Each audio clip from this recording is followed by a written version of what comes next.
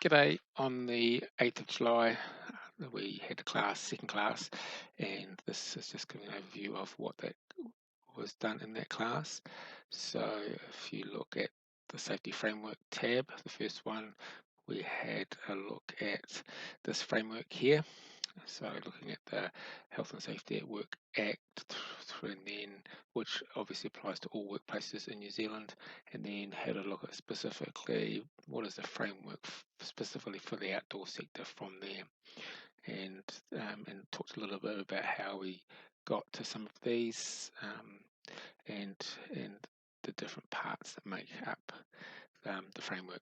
So it was just an introduction to this framework, and then we started looking at the Health and Safety Act, Health and Safety at Work Act, and how we got to have that specific piece of legislation, which is primarily through the Pike River tragedy. So there are two key videos here. This one here by Colin Smith, who's a lawyer but also chairperson of the Pike River Families Group. So he was a spokesperson for speaking for 29 families.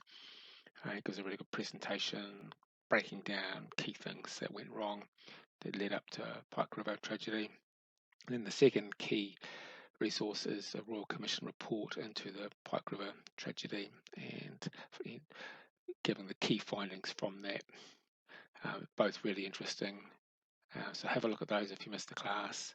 And there's a little video here just giving a little bit of background information about coal mining in New Zealand. So have a look at those.